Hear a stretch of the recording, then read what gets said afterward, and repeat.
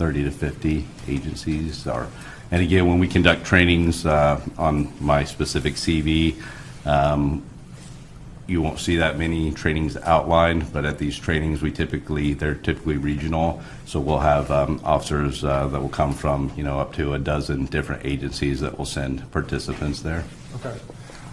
Just in terms of, you talked also about doing use of force, like 200 use of force reviews. Were those use of force reviews simply for your department, or those other use of force reviews? The 200 use of force reviews that I conducted were for the department, approximately 200.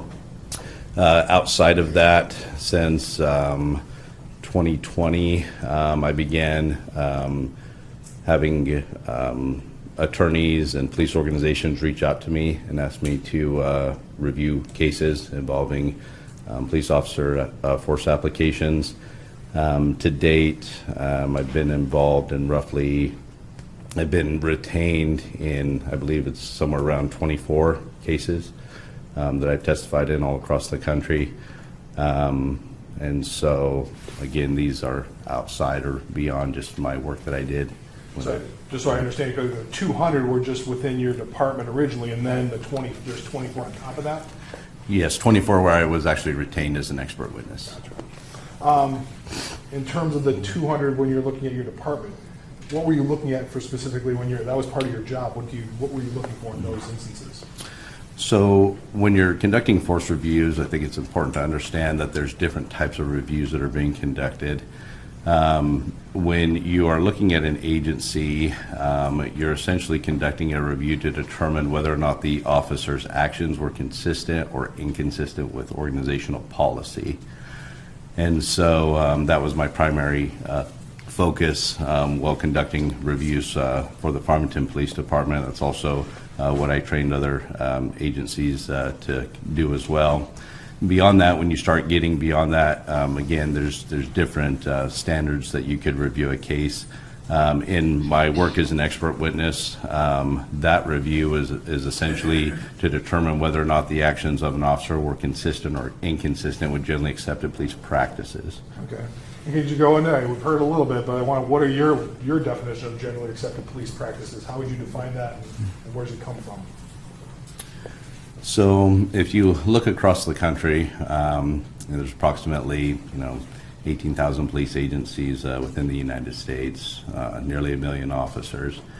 And so within the industry, there are generally accepted practices where essentially anywhere that you go in the country, you will see similar practices in the way that officers are taught to apply force, as well as the training that officers go through. One of the most common examples I could probably give you would be something like a traffic stop. It doesn't matter where you go in the country. If you see an officer conducting a traffic stop, the techniques, the tactics that officers employ are essentially going to be similar anywhere you go in the country. The way that this information gets disseminated across the country traditionally within the United States, this was done through just sharing trade knowledge. And so officers would essentially, through experience, begin to share trade knowledge with one another. Eventually you had more legitimate trade publications that would come along within the industry that would share essentially this type of information. From there, you started to have expert bodies that began to opine on generally accepted police practices. For example, the most well-known and prolific entity within the United States is the International Association of the Chiefs of Police. They're over 100 years old. They're well respected within the industry, not just nationally, but internationally as well. They provide things such as model policies, as well as a number of recommendations related to training and standards that law enforcement agencies can adopt and utilize to make sure that they're operating, again, in compliance with generally accepted police practices. From there, you have other entities, including the Department of Justice. So the Department of Justice has an enforcement arm where they essentially are able to investigate police organizations where there have been complaints of essentially patterns and practices of unconstitutional policing conduct.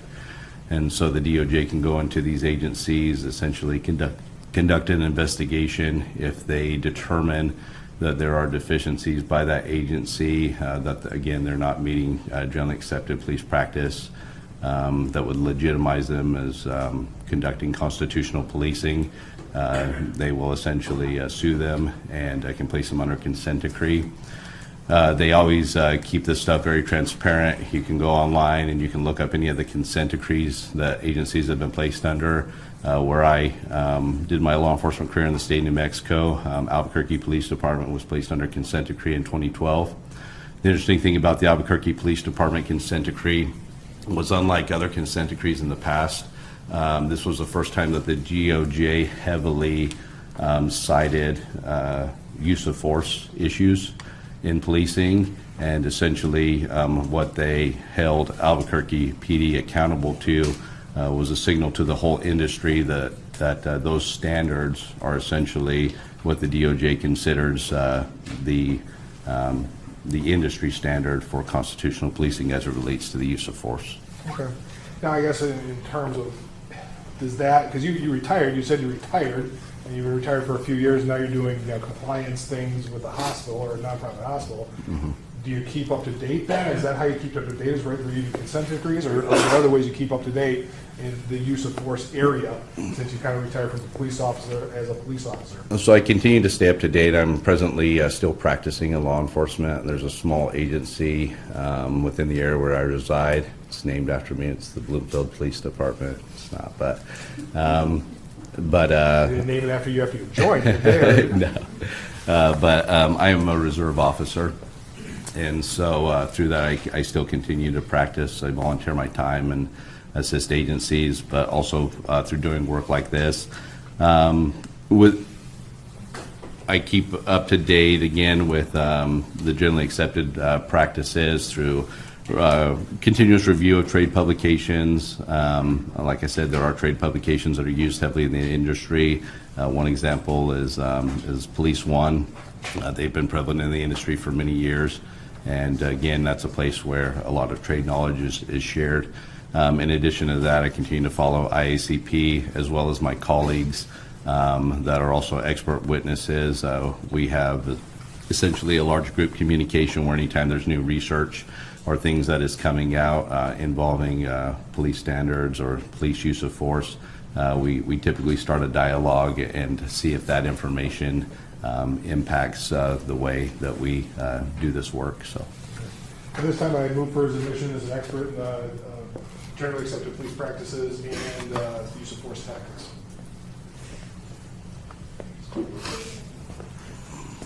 An expert in generally accepted police practices, right? Maybe just police practices. I probably kind of got in my head. Police practices and defensive use of tactics. I'm sorry. First you said use of force and police practices, but you meant... Sorry? You said you moved for his admission as an expert in use of force and generally accepted police practices. Police practices. And then you said police practices and tactical something. In a long day. So just police practices and use of force. Okay. Any objections?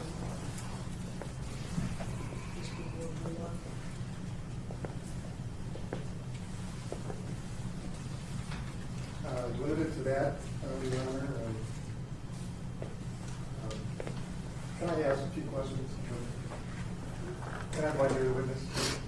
Okay. About his expertise. Yeah, so just before I... Good afternoon. I understand you had a heck of a time getting here, so I appreciate it. We were all wondering if you were going to show up with a suit and tie on. So, we would have forgiven if you had showed up in jeans and finish it. thank you. So police practices, you're an expert in police practices, not GRPD police practices, right? GRPD is Grand Rapids Police Department. Say that one more time. I am an expert. I think I'm tracking. I am an expert in generally accepted police practices, yes. Specifically GRPD, I would say no. Okay. And same question for use of force policies. You're an expert on the use of force in relation to generally accepted police practices, but not necessarily specific to Grand Rapids Police Department?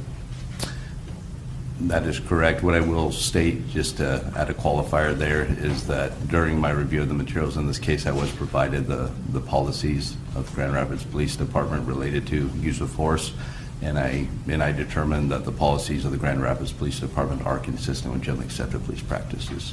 Oh, all of them? The ones that I reviewed, yes. So you didn't review every single policy? I can't recall right offhand every single policy I reviewed, but the ones that were provided to me. Okay. All right, Your Honor, with that caveat, you may proceed, we don't object. All right, then he shall be considered an expert in those fields of use of force in police practices. All right, you were hired specifically to review this case, correct? That is correct. Do you recall approximately when that was, when that took place? I don't recall it after refresh. It's been a few years. It has been a few years, yes. What do you do when you get hired in to take a look at a case? What transpires? How do you start that review? So generally speaking, all these cases involve some type of preliminary discussion where I'm essentially provided a brief synopsis of the case. There may be a discussion as far as where I provide my CV and what type of expertise I can offer. If an entity decides to retain me through a formal retainer, at that point I'm provided materials. Materials varies based upon the organization. I've had some cases, and again, sometimes this is just due to the nature of the incident itself. Some incidents simply consist of just reports by officers of witnesses, or there's no video, there's no additional information. Others, there's extensive multimedia in the form of video, audio recordings, things that can assist in the review. So it varies from case to case. But essentially, I rely on whichever entity is retaining me to provide me with the materials. I take those materials and I conduct an extensive review. My purpose in the review is to try to essentially determine what the facts are within the case. Once I have the facts laid out, I typically go back and to those who have retained me and essentially just go through to make sure that my understanding of the facts is consistent with their understanding of the facts, so that we're all on the same page. And then from there, I'll begin to formulate opinions based upon the actions of either a solo officer, or sometimes these incidents involve multiple officers. And as I work through these opinions, what I'm doing is I'm comparing again the actions of the officers to generally accepted police practice. And what I'm basically stating is whether or not the actions of the officers are consistent or inconsistent with generally accepted practice. Now, you talked about some of the things you reviewed for this case. Some of the things that you did review would be the videos. And that is correct. What videos do you recall that you specifically reviewed? There was a couple of videos. There was a video that was captured by the officers in-car camera. There was body-worn camera footage that was also captured by the officer's body-worn camera. And then there was cell phone footage that was captured by a bystander. Okay. I'm going to go to, maybe start, I believe, switch it to our side. Try exhibit 2, please. Exhibit 2.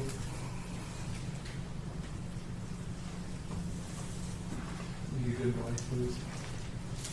There should be a laser pointer right up there if you're ready. Now, in terms of, do you recall viewing this would be People's Exhibit 2 at right about 2:02 of the time frame? Do you recall reviewing this video? I do. This would be the in-car video. It appears to be the in-car video, yes. Now, in terms of use of force, you talked about some uses of force. I'm going to play this for you a little bit.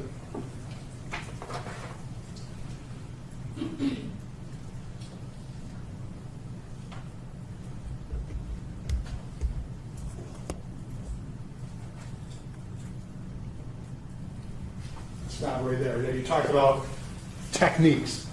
Now, the techniques here, what techniques did you see that were being used specifically in this instance?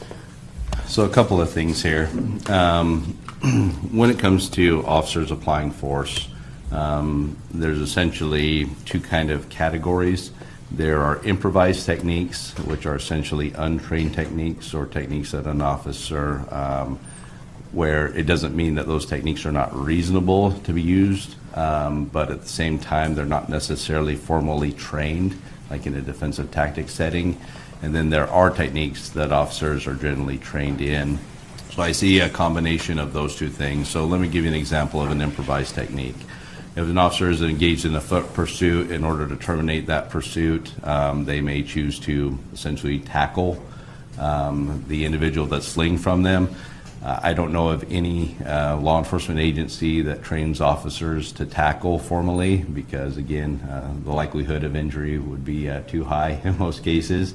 However, when you look at proportionality as far as the level of resistance that an officer is witnessing, that could be absolutely reasonable. It's just not formally trained. As far as what I see as being formally trained here, is the officer in this particular instance is applying some knee strikes. Knee strikes are a commonly taught defensive tactics technique within the policing industry. Knee strikes can be used defensively, so they can be used by an officer to essentially protect themselves if they are being attacked, but they can also be used to overcome levels of resistance. And so in this particular case, the officer appears to be in a position where he is essentially on top of Mr. Lioya. In this particular instance, attempting to keep Mr. Lioya down on the ground. Mr. Lioya is clearly being successful in being able to rise to his feet, and so the officer is electing to use knee strikes in this particular case. It's difficult to see where those knee strikes are being applied. Generally, in order to overcome a level of resistance, knee strikes are generally taught to be used by officers to target essentially the lower extremities, like the thighs and those areas. Again, because it's not being used necessarily in self-defense in an instance similar to this one, it's being used to overcome that resistance. And so I see the application of a couple of knee strikes here, which appears to be targeted to the lower extremities. And so that would be typical. There's nothing untowards about it. There's nothing wrong with that. That would be a typical thing that you would teach as a use of force. Yes, based upon this video and based upon, again, the way that officers are taught this technique and how to deploy it, I would say that an officer in this situation, that this application of force would be reasonable and consistent with generally accepted police practice. Maybe focus on a little bit more.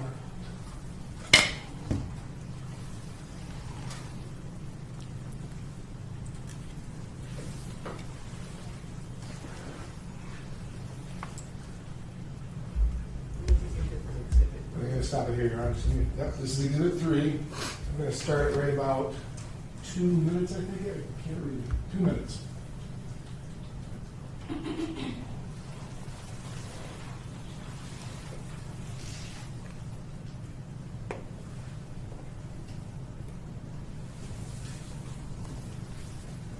Now here, a little bit more focus on the hands. You can see the hands. Can you describe for the jury what they're seeing here?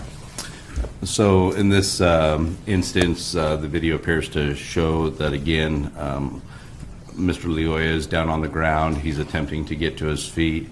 The officer is on top, attempting to control him. So it's common within the industry that officers are taught defensive tactics related specifically to working with individuals on the ground who are demonstrating resistance. Again, you have two different areas on the spectrum. One is to overcome resistance, the other may be defensive. So recently, within the last, since I've been in law enforcement over the last 20 years, grappling, jiu-jitsu, those techniques have been heavily adopted within the policing industry all across the United States. The comprehensiveness of an officer's training in that area may vary. But at the same time, officers are taught grounded techniques of how to control subjects who are resisting, as well as how to actually defend themselves if they find themselves under attack, well grounded.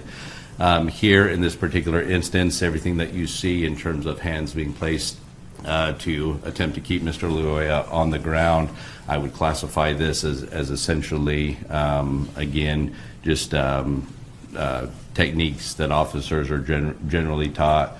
A little bit of improvisation also appears to be occurring here, but the positioning and everything that the officer is attempting to do, again, I would state that an officer in this instance, that all of these applications of force in an attempt to keep Mr. Luoya on the ground would be reasonable and consistent with generally accepted practice. Now, we're going to move along a little bit. At some point in time, there was a taser introduced. Is that a fair statement? Yes. I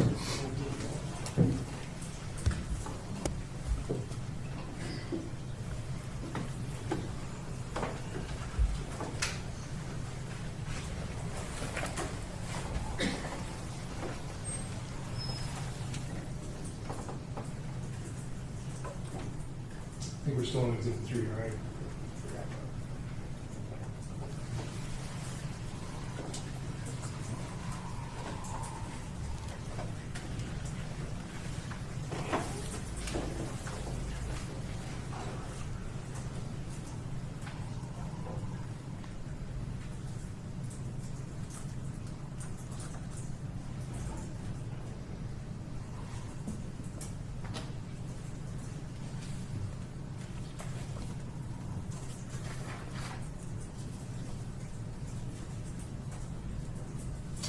Okay, there's a taser introduced. Could you give the jury a little bit in general, in training and generalized general police practices? When do you introduce a weapon? Is there any criteria? Can you give a jury an idea of what goes through that?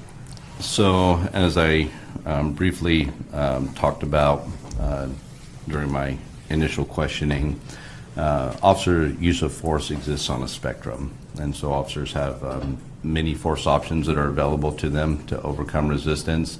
I need to talk just a little bit and lay a little bit of a foundation in terms of how an application of force, what essentially allows an officer to make a decision from going from a lower level of force to a higher level of force. So the first thing is proportionality. And proportionality, we primarily first want to talk about levels of resistance or aggression that may be exhibited by an individual. So when an officer has essentially a valid legal reason to detain an individual, whether that is to detain them to investigate a crime or to detain them, essentially taking them into formal custody, if an individual resists the officer's actions, the degree of resistance that they exhibit is what opens up the options related to an officer's use of force selections. And so at the lower end, if an individual is displaying a low level of resistance, maybe they're passively, or they're walking away from the officer after the officer's told them that they're not free to leave, or they attempt to lay hands on an individual, tenses their arms, flexes.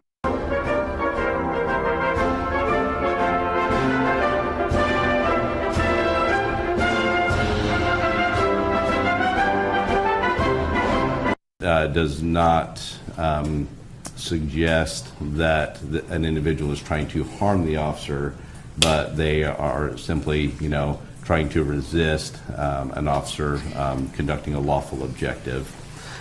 And so from there we get into what would be constituted as aggression, where somebody is actually physically trying to harm an officer. Harm can come in all different ways. Physical assaults, an individual could attempt to use a weapon on an officer, things of that nature. So then when you get into that area, now we're looking at much higher levels of force that would be appropriate to be used. And then eventually we'll get to the application of deadly force.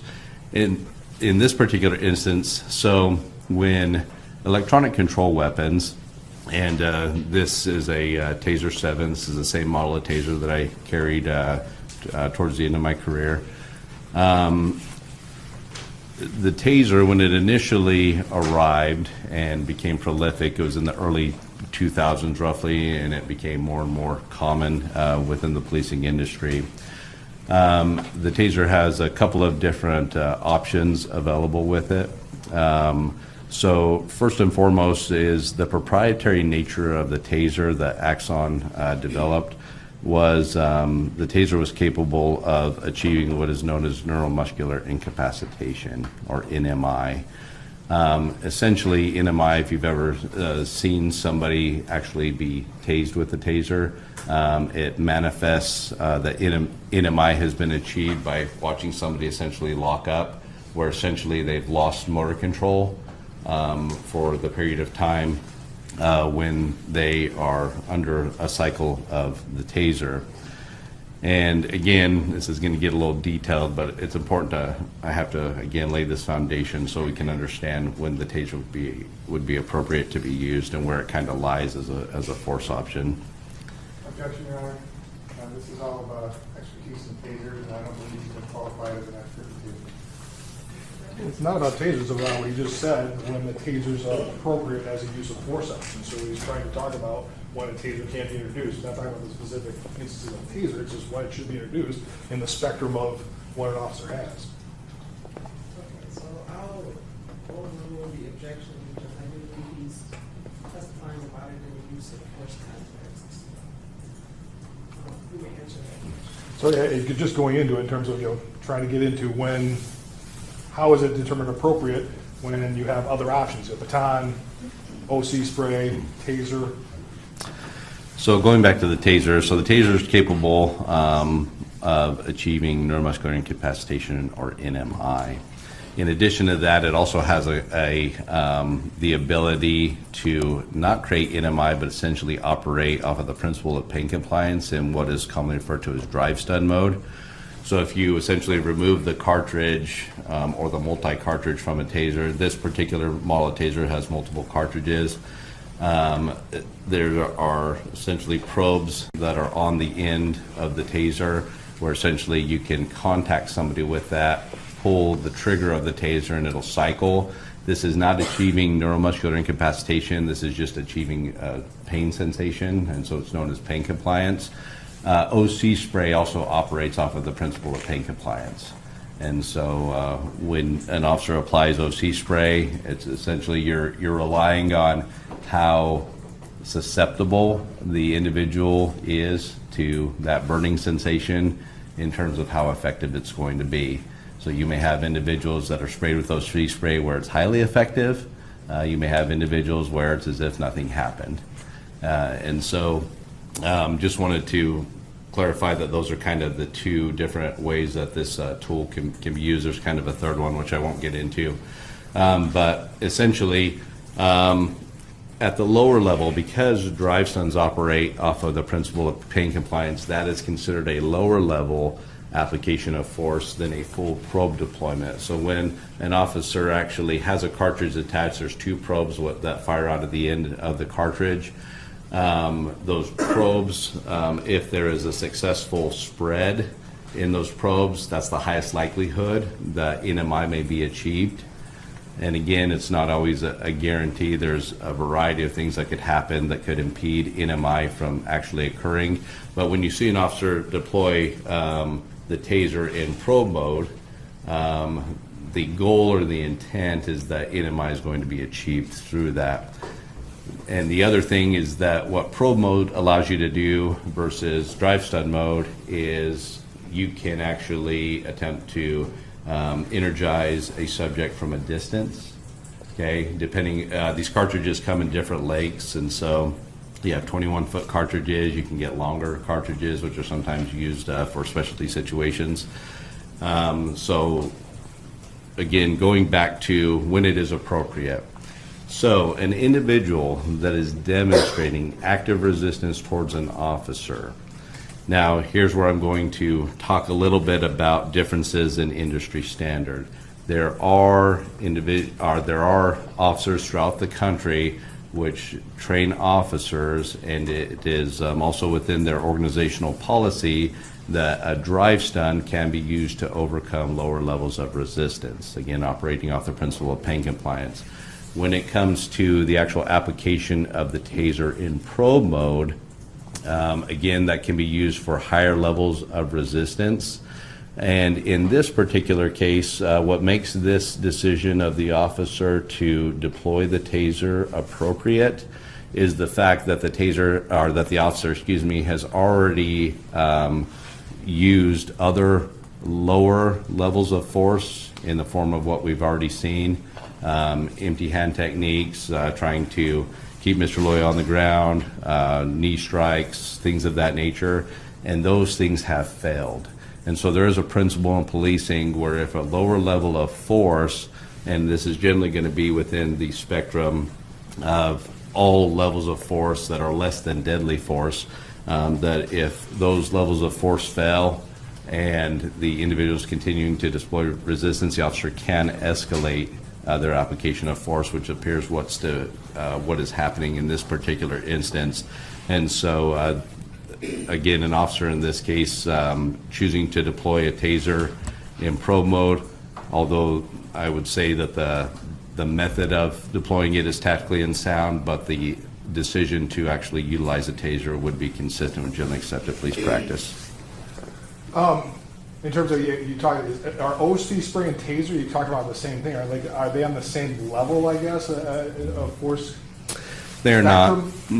They are not. But again, let me clarify that when you talk about the taser being utilized in drive stun mode, not in probe mode, the drive stun mode, because it operates off the principle of pain compliance, could be categorized